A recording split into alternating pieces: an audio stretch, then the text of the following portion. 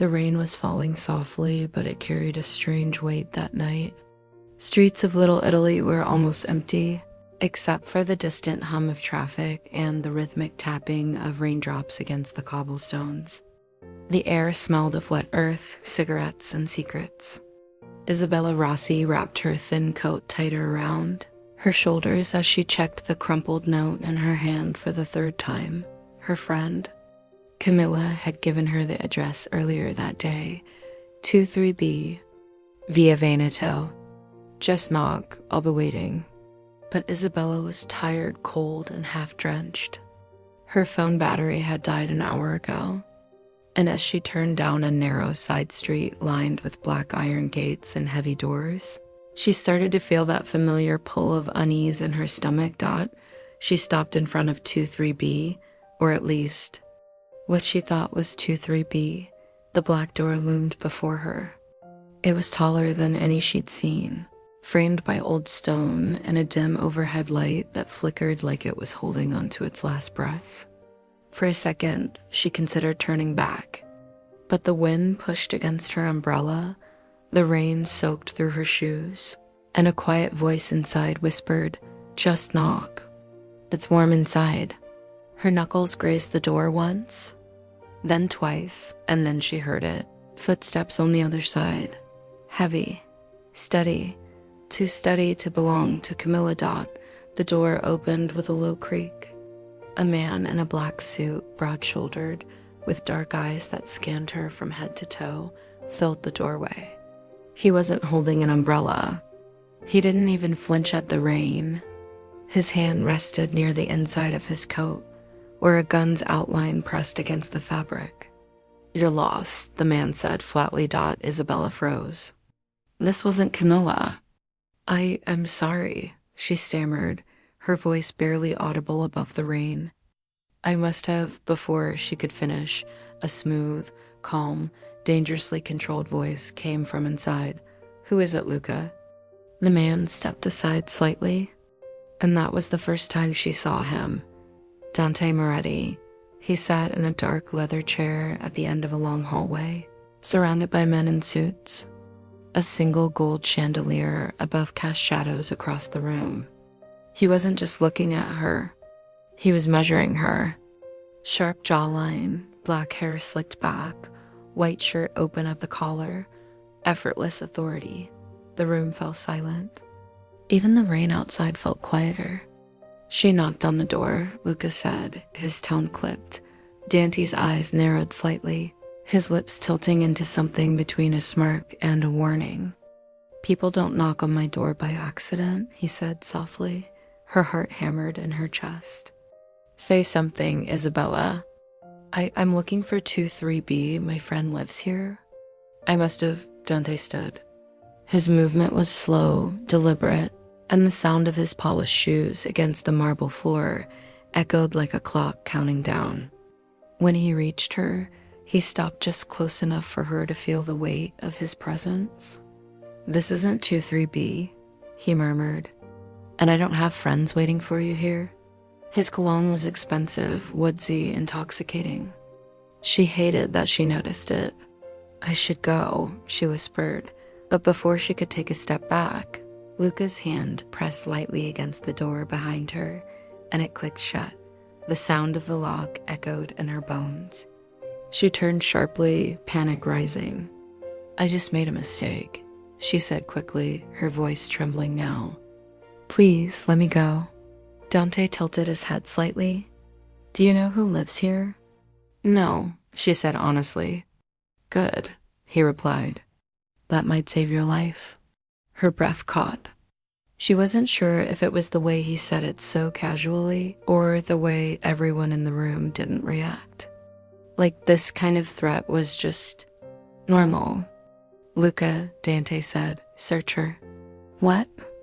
Isabella stepped back, but two other men were already moving toward her. One of them held up his hands. "Just checking your bag, Bella," the man said, almost apologetically. They checked her purse, wallet, dead phone. "Nothing else." "Clean," Luca said. Dante's eyes didn't soften. but something in them changed almost imperceptibly. "Bring her in." They led her inside, past a hallway lined with oil paintings and glass cases that glittered faintly in the chandelier's glow. She noticed the way everyone moved around Dante, careful, respectful, like every breath they took needed his permission. They brought her to a sitting room. Black leather furniture, heavy drapes, a roaring fireplace. Everything screamed wealth and danger. Dante sat again, crossing one leg over the other like a king. Isabella stood near the door, shivering slightly as rain dripped from her hair onto the polished floor. "Your name," Dante said. "Isabella, last name, Rossi." The name made something flicker in his gaze. It was brief. A muscle in his jaw tightened. "You have 5 minutes," Dante said, "to convince me this wasn't a mistake I can't allow." She swallowed. "I came here to meet my friend Camilla. She texted me this address." "I swear, I didn't know," Luca interrupted. "Camilla who?" "Camilla Ferraro," she answered, voice trembling. The room fell quiet again. Dante leaned back slowly. He knew that name. Or at least, it sounded familiar. "You're either the luckiest girl in the city," he said softly, "or the stupidest." He stood again, walked toward her. Not fast, not threatening, just enough to make her heart race. He stopped close, too close. "Do you know who I am?" he asked quietly. "No," she whispered. "Good, let's keep it that way. For now." He gestured to Luca. "Keep her here. Don't let her leave until I say so." "Wait, what?" "No, you can't just—" "I can," Dante said simply. "You knocked on my door, Isabella Rossi. That makes you my problem." As Luca guided her toward a guest room upstairs, she caught one last glimpse of Dante. He was standing at the window now, staring into the rain like a man who owned the storm. And for a moment, a very brief moment, she wondered what kind of man he really was underneath that. Darkness thought the guest room was luxurious, far more than she'd ever experienced. But it was also a cage. A guard stood outside the door. Her phone was dead. She was trapped. She paced back and forth, heart racing. How could one wrong knock lead to this? That's when she heard it, a faint voice outside the door. A woman whispering. "She shouldn't be here," the voice said. "If Victor finds out..." "Victor." That name carved fear into the air. Another voice replied. "Lucas." Dante said she stays. Isabella backed away from the door, chills crawling up her spine. Who was Victor? Why did her presence matter so much? An hour later, the door opened. Dante walked in alone. No guards. No Luca, just him. He looked at her like a man who'd already made a decision. "You're not lying," he said. "I checked." She didn't speak. "But you're not safe either." "Not here. Not out there," she frowned. "Why?" "Because now," he said slowly, "every rival who's watching this house thinks you're connected to me." Her breath caught. She wasn't just a stranger anymore. She was a liability. "I'll have someone drive you home in the morning," Dante said. "But until then, you don't leave this room." "Understood." She nodded. He turned to leave, but paused at the doorway. His voice dropped lower. "Next time, Isabella, be careful where you knock." The door clicked shut behind him. She sat on the edge of the bed, heart pounding, realizing she had just walked into a world where mistakes don't go unnoticed. And somewhere down the hall, Dante Moretti stared out at the rain again, knowing this mistake might change everything. The night had felt endless. Isabella had hardly slept. Every creak of the house, every soft footstep in the hallway made her heart skip. She wasn't used to silence that felt this loud. When the soft glow of sunrise began to spread across the velvet curtains, she sat at the edge of the bed, hands gripping the blanket like it could anchor her to reality. The memory of last night replayed in her mind again and again. The cold voice, the dark eyes, the way he had said her name, Isabella Rossi. He had spoken it like a sentence, not a greeting. Luca's knock on the door that morning was not gentle. "The boss wants to see you," he said. She wanted to refuse, but the look in his eyes told her it wasn't a request. The house was quiet, too quiet. As she followed him down the marble staircase, her eyes caught more details she'd missed in the dark.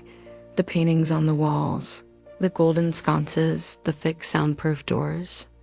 Everything whispered, "This is not a house. This is a kingdom," and at the head of the breakfast table sat the king, Dante, ready. He was dressed differently now, no jacket. Just a crisp white shirt with the sleeves rolled up, revealing ink-black tattoos swirling up his forearm. He wasn't pretending to be polite. He wasn't pretending to be anything. The long table was already set. Fresh bread, steaming coffee, eggs, fruits, a spread fit for someone used to control. She paused at the doorway, unsure of whether to walk in or run. "Sit," Dante said simply, without looking up. She took the seat opposite him. His soldiers, that's what they were, not just men, stood around the edges of the room. Their presence made her skin crawl. Every time she shifted, one of them shifted too. "Eat," Dante said. "I'm not hungry." "I didn't ask," he replied calmly. The quiet dominance in his voice made her pulse hammer against her ribs. She reluctantly lifted a fork. He didn't need to force her. His authority was enough. For a moment, silence settled between them like a thick fog. Then he asked, "Why were you really here last night?" She raised her eyes. "I told you. My friend Camilla. She texted me the address." He watched her carefully, like a lion deciding whether the creature in front of him was a threat or prey. "Camilla Ferraro," he repeated softly. "That name isn't random." Her brow furrowed. "What do you mean?" He didn't answer, but the faintest smirk appeared at the corner of his mouth. And somehow, it was worse than a threat. After breakfast, he didn't dismiss her. Instead, Luca led her through the house. It wasn't a tour. It was a warning. She saw the men in black suits, moving in perfect rhythm, speaking in low voices, never laughing. She saw sleek black cars being loaded with unmarked crates. And she saw security cameras tucked into every shadow. This wasn't just a house. It was an operation. "Why so many guards?" she asked Luca. "Because this isn't a hotel," he said flatly. They passed through a corridor with portraits of old men in expensive suits, men whose eyes were as cold as Dante's. She shivered. The further she walked, the more she understood. She hadn't just knocked on the wrong door. She had stepped into a world where rules were written in blood. Left alone in the lounge later that afternoon, Isabella wandered toward a slightly open door. Inside, Dante was speaking to someone, a woman. Her voice was sharp, commanding. "Keeping her here is a mistake," the woman said. "Victor is watching you. He's been waiting for a crack." "Let him watch," Dante answered coolly. "She's not part of this. No, but now she is." That single sentence froze the air in Isabella's lungs. "And if he takes her?" The woman pressed. "Then Victor learns why no one touches what's mine." The woman didn't answer. Footsteps moved closer. Isabella slipped back to the couch, pretending to be reading a book she hadn't opened. A moment later, Dante walked in. Their eyes met. "You're quiet," he said. "I don't have much to say to criminals," she snapped without thinking. The room stilled. Luca, who was standing by the wall, glanced at Dante like waiting for his reaction. But Dante didn't get angry. Instead, something flickered in his expression, something dangerous, something amused. "Then you'll fit right in," he said softly. That night, she stood on the balcony, her hands gripping the cold railing. Outside, the city buzzed softly. Inside, silence reigned like a king. She thought about running, about finding a way out, but every window she'd seen was reinforced. Every door had a man guarding it. She wasn't a guest. She was a caged bird. "You should sleep," Dante's voice came from behind her. She spun around. He stood in the doorway, no jacket, sleeves rolled, black hair slightly undone. For the first time, he didn't look untouchable. He looked like someone human. "I don't sleep well in cages," she said bitterly. "Better a cage than a grave," he replied without hesitation. She hated that his words carried weight. She hated that a part of her knew. He wasn't lying. "Why are you keeping me here?" she asked. He stepped closer, not like a predator, but like someone whose presence filled every inch of the room without trying.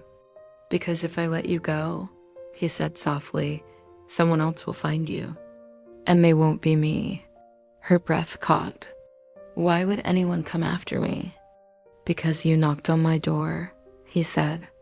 "And in this world, that means something."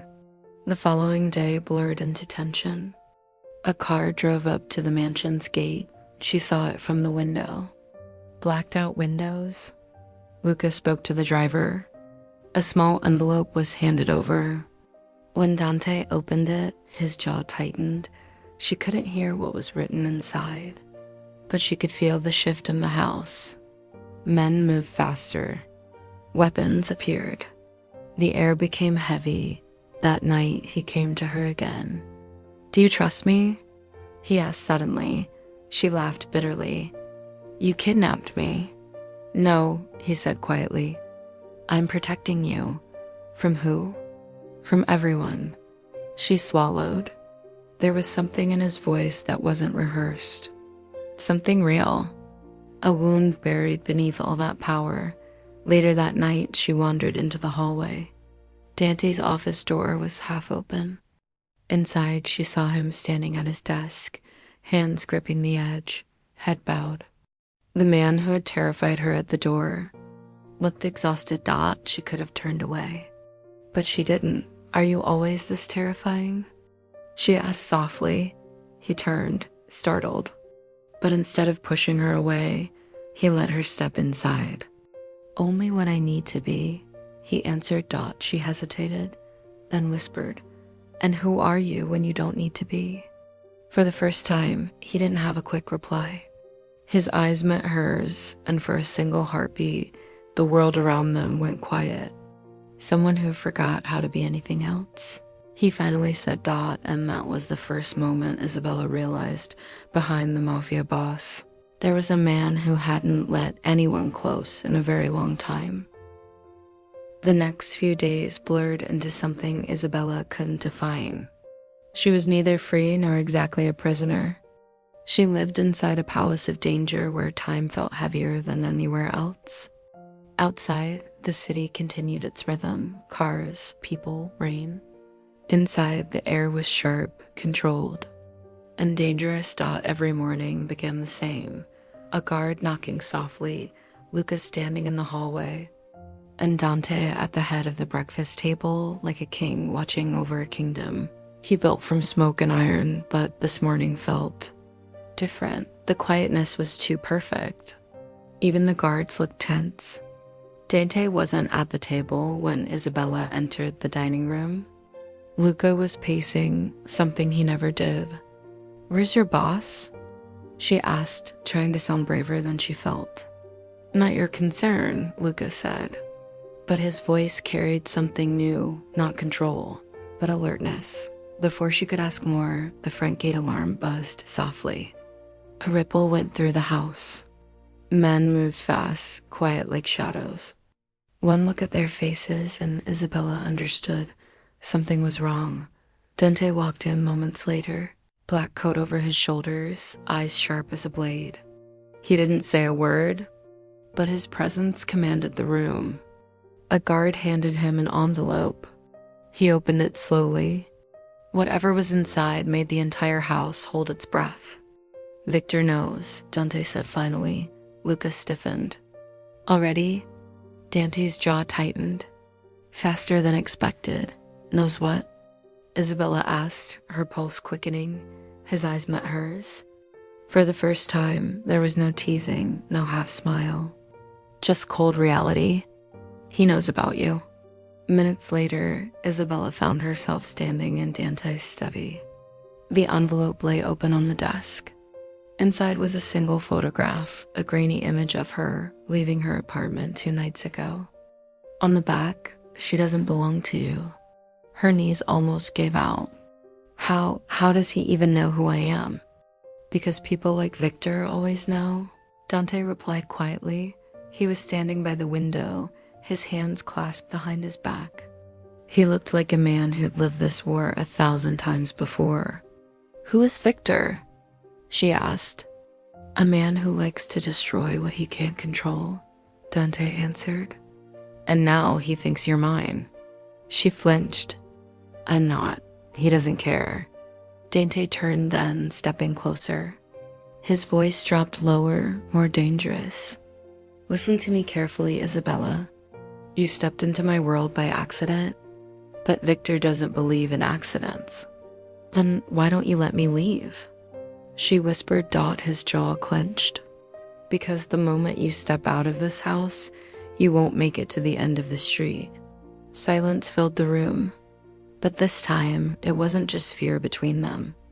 It was the cruel realization of the world she'd fallen into. The sun was setting when the first bullet shattered the peace. It started with a scream from the front gate.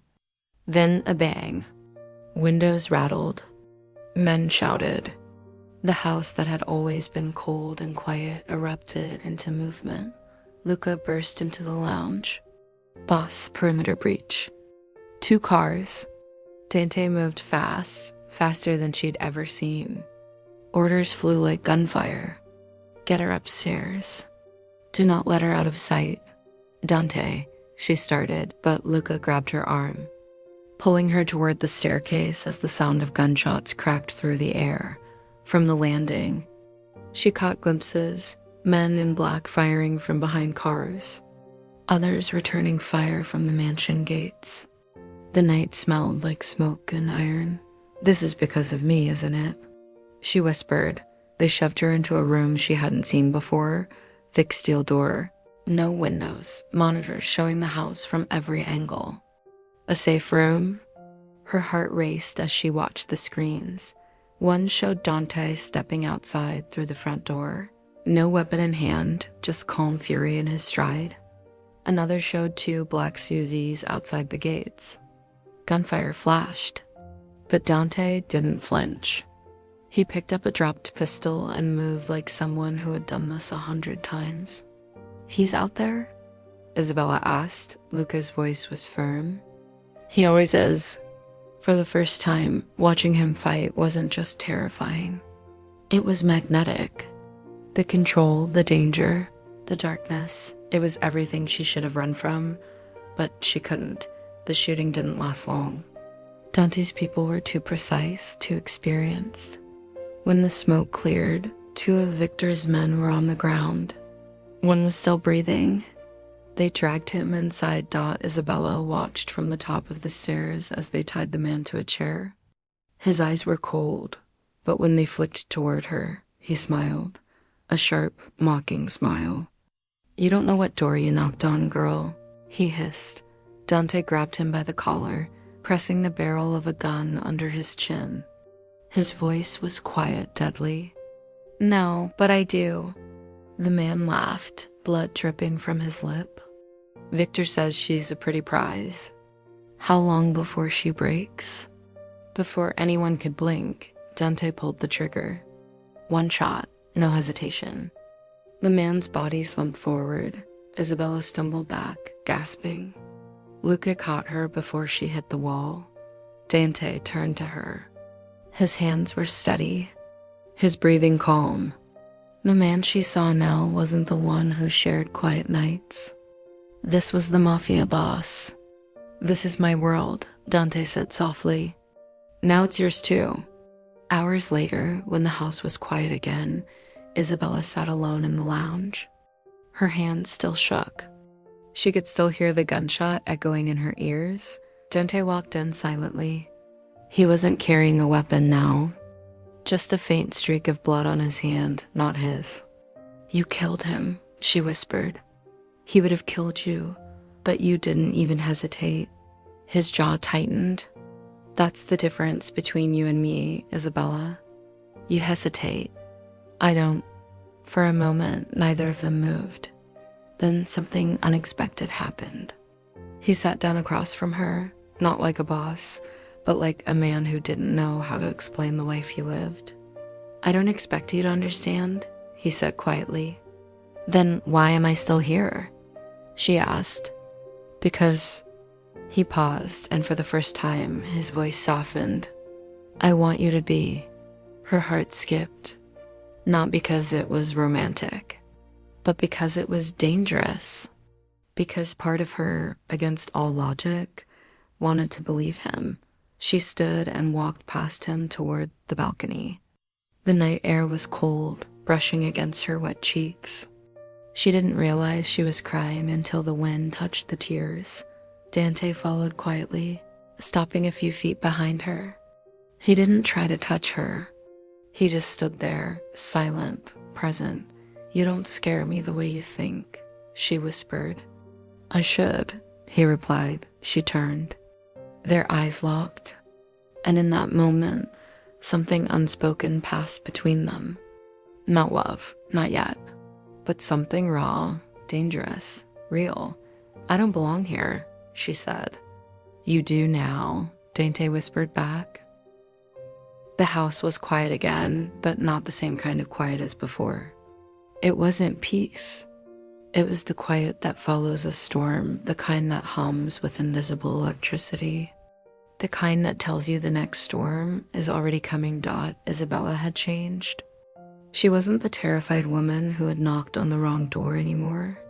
She walked through the halls of Dante Moretti's mansion with heavy steps, feeling eyes follow her everywhere. She was part of this world now, whether she liked it or not, and yet she still didn't know how much this world could cost. It had been 3 days since the attack at the gate. Dante's men were on edge. Extra guards stood outside every door. Lucas spoke in clipped tones, and Dante had become quieter than usual. Every morning, Isabella found him in his study, staring at maps, black envelopes, red lines connecting names she didn't recognize. Sometimes his hands would ball into fists without him even realizing. "You haven't slept," she said softly one morning, standing in the doorway. He didn't turn. "Neither have you." She stepped closer. He looked like a storm waiting to break. There were faint shadows beneath his eyes, but he still carried himself like a man no one could touch. She hated how much she noticed. "You're protecting me," she whispered, "but what if this gets worse?" Finally, he turned. His dark eyes locked onto hers. "It already has." Luca entered a few minutes later. A map was spread across Dante's desk, 3 locations circled in red. "Victor's men have moved again," Luca said. "They're setting something up near the docks." Dante nodded slowly. "They want a war. Or they want her," Luca said carefully, glancing toward Isabella. The room went silent. Isabella felt a chill crawl down her spine. "Me," she whispered. Dante stepped closer to her. For the first time, there was no wall between his words and what he felt. "Your leverage," he said. "And men like Victor, they don't care who bleeds." Her throat tightened. "Then maybe you should let me go." "No." Dante's voice hardened. "That's exactly what he wants." "I don't give Victor what he wants." Lucas shifted. His jaw clenched. Dante noticed it, but didn't say anything. Not yet. Later that night, Isabella walked into the kitchen for water. She overheard 2 of Dante's men whispering, "She's a weakness. He doesn't see it yet. Lucas sees it. He doesn't like it." She froze. Luca, the man who had always been near Dante's side, the one who escorted her, protected her, followed every order. He didn't like her being here. She climbed the staircase, her heart beating faster. At the end of the hall, she found Dede outside on the balcony, smoking silently. "Luca," she began, but stopped. He raised an eyebrow. "Say it. Do you trust him?" She asked out. His expression didn't change, but something in his jaw shifted, the smallest crack in the mask. "Luca's been with me for 10 years, Dante said. He's earned more than trust." But as she turned to leave, she heard him whisper to himself, or maybe too much. It happened fast. Too fast. That night, Dante was at a meeting with his men downstairs. Isabella was told to stay in her room. She couldn't sleep. Something felt wrong. She kept pacing back and forth. Then she heard it, the sound of soft steps outside her door. Not the heavy ones of a guard, quieter, sharper. When she opened the door, Luca stood there. "We have to move," he said quickly. "Why?" She whispered, her chest tightening. "Victor's men. They're closer than we thought. I can get you out before anyone notices." She hesitated. "But Dante, this isn't about him anymore," Luca snapped. His eyes softened slightly after. "If you stay here, they'll use you. If you leave with me, you live." He extended his hand. Something in her screamed not to trust him. But she was tired of being a pawn, tired of Dante's control. And for a moment, just a moment, she wanted to believe Luca. She took his hand. The moment they reached the garage, it all shattered. A black van screeched to a halt. Men in black masks poured out. She barely had time to scream before someone covered her mouth. Luca didn't fight. He didn't even look surprised. She understood then. This wasn't a rescue. This was betrayal. "Luca," she gasped as they shoved her into the van. "It's the only way to end this," he muttered, not meeting her eyes. "Dante won't stop until everything burns." The van door slammed shut. Her world went dark. When the blindfold came off, Isabella was in an abandoned warehouse. Cold steel beams, broken glass. A smell of oil and iron filled the air. A man stepped out of the shadows, tall, broad, with a scar cutting across his cheek. His smile was the kind that didn't reach his eyes. "Victor, you must be Isabella," he said in a calm, accented voice. "The girl who made the king bleed." She shivered. He circled her slowly like a wolf sizing up its prey. "Dante Moretti kills for power," Victor continued. "But for you, he kills faster. That makes you important. And importance," he leaned closer, "can be very dangerous." She spat the words out. "You won't win." His smile grew wider. "I already have. Because he will come for you. And when he does, I'll break him." Meanwhile, at the mansion, Dante's world cracked. Luca was gone. Isabella was gone. The guards were either unconscious or dead. For the first time in years, Dante lost control of his own house. His knuckles were split open from punching the wall. Blood dripped from his hands, but he didn't care. "Find them," he growled. "Burn everything between here and Victor's territory if you have to." The men around him had seen him angry before. But this was different. This was personal. "Boss," one of his men whispered. "This isn't war. This is mine," Dante snarled out in a warehouse. Victor tightened his grip. "I'll offer you a deal," Victor said softly. "Tell Dante to surrender. Walk away alive. Or don't. And I'll make sure he watches everything he loves burn." "He doesn't love me," Isabella snapped. But even as she said it, her heart betrayed her. Victor laughed. "Oh, little dove. He does. That's why this hurts." She closed her eyes. She wasn't just some stranger anymore. She was part of something bigger. And she hated it. But more than anything, she feared losing him. The storm hit at midnight. Dante's convoy approached the warehouse like a shadow army. Engines off. Boots crunching against gravel.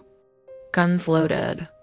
Every step carried the weight of the man who had lost everything once and refused to lose again. Inside, Victor's men tightened their formation. But Dante wasn't hiding anymore. He stepped out of the darkness first.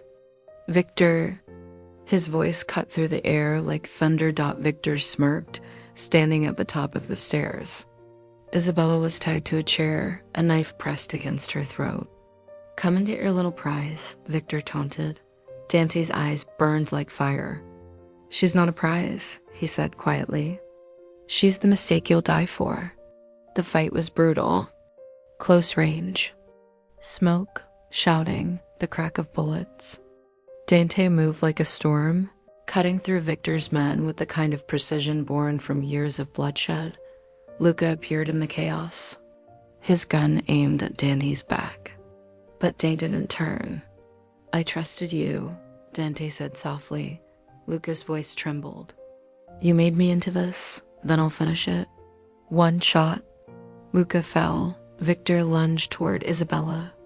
She screamed. Dante reached her just in time, tackling Victor to the ground. They fought like beasts, fists, knives, rage.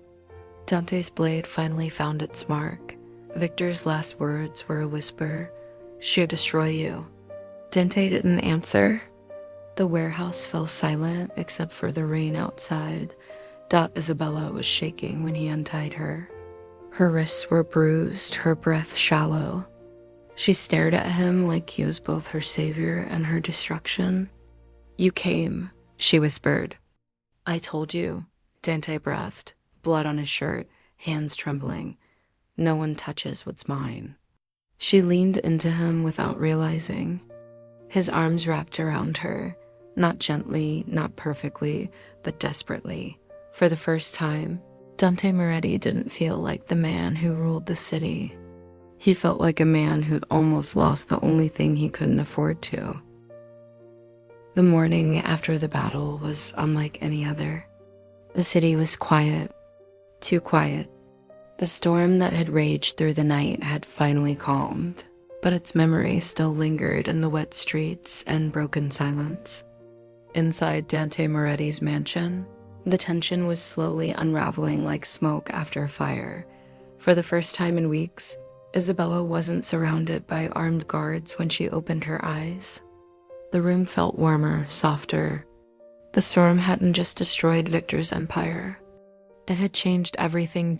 Isabella sat up slowly, her bandaged wrists throbbing faintly, a reminder of Victor's cruelty. The light spilling through the velvet curtains wasn't harsh like before. It was gentle gold, like the world itself had taken a deep breath. And sitting across the room, his back against the wall, head bowed slightly, was Dante. He wasn't in his usual suit. His shirt sleeves were rolled up, his jaw bruised, his eyes shadowed.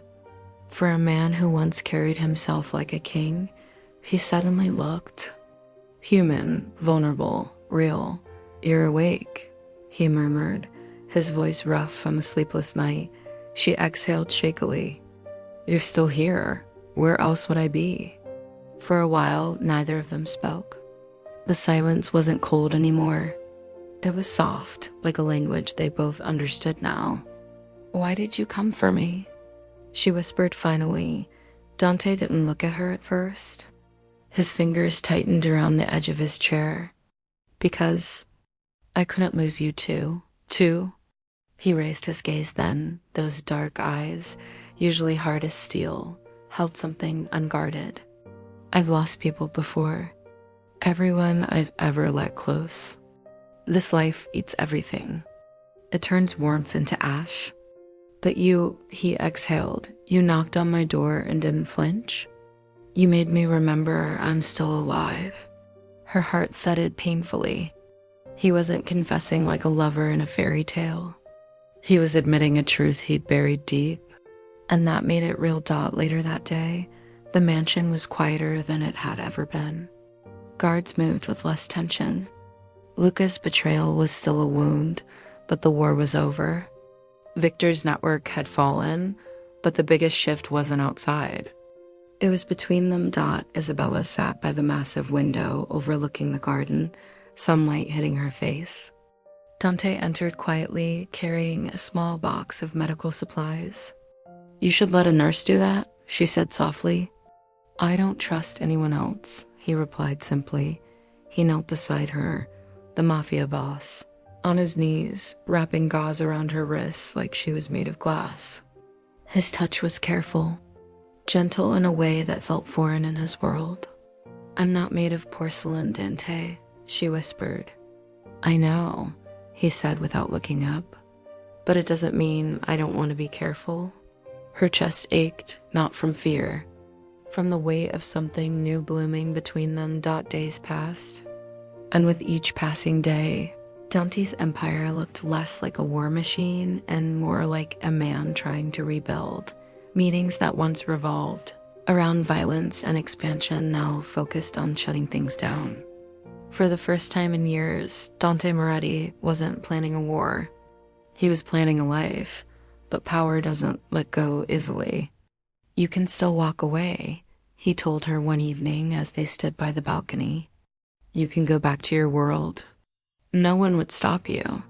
She turned to him slowly. "And what about you?" "I'll survive," he lied. She stepped closer. "You've survived your whole life? But have you ever lived?" The question hung in the night like a quiet explosion. He didn't answer. He couldn't, because she was right. That night, Dante stood alone in his study. The fire in the fireplace painted gold across the room. He'd spent years building an empire so no one could ever hurt him again. But that same empire had nearly taken away the only person who had made him feel alive again. Isabella entered quietly. No guards, no walls between them. "You're thinking of burning everything down?" she said softly. He smiled faintly. "You always see through me. You built this world to protect yourself. But you don't need walls anymore, Dante." He turned to her then, really turned. All the masks were gone. "I'm not a good man, Isabella. I didn't knock on the wrong door that night to find a good man," she whispered. "I found you." And for the first time, Dante let someone hold him without flinching. The next morning, Dante called his men into the hall. The same men who'd once feared him stood silent as he gave his first order, not of war, but of change.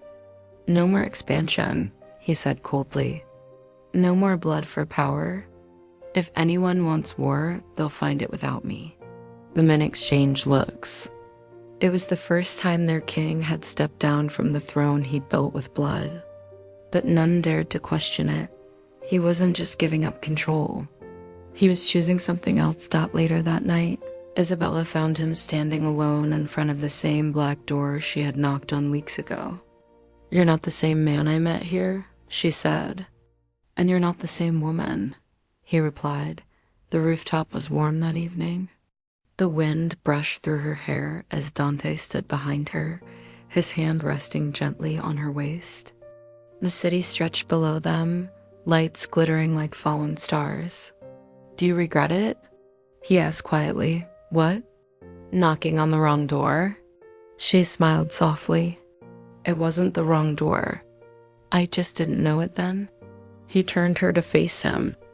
The Mafia boss who once ruled a city with fear now looked at her like she was the only thing that mattered. "You're my choice," he whispered. "And you're mine." Weeks later, the mansion wasn't a fortress anymore. The guards were fewer. The laughter was louder. It wasn't perfect, but it was real. The same black door where it all began was no longer just a door to danger. It was their door now, the place where two lives collided by accident and rewrote their destinies. Isabella opened it one morning to find Dante standing there. Coffee in hand, no suit, no mask. "Just him. Good morning," she said. "Better now," he replied, and for once, the world outside didn't matter. "Once upon a time," Isabella whispered, lying against Dante's chest, "I was lost in the rain. And I knocked on the wrong door?" "No," Dante said softly, kissing the top of her head. "You knocked on mine." The man who had lived his life in shadows now stood in the light with her. The woman who feared this world now belonged to it, not because she had to, but because she chose to. Some love stories are written in stars. Some are written in war, and some begin with a knock on the wrong door, but end at the right one.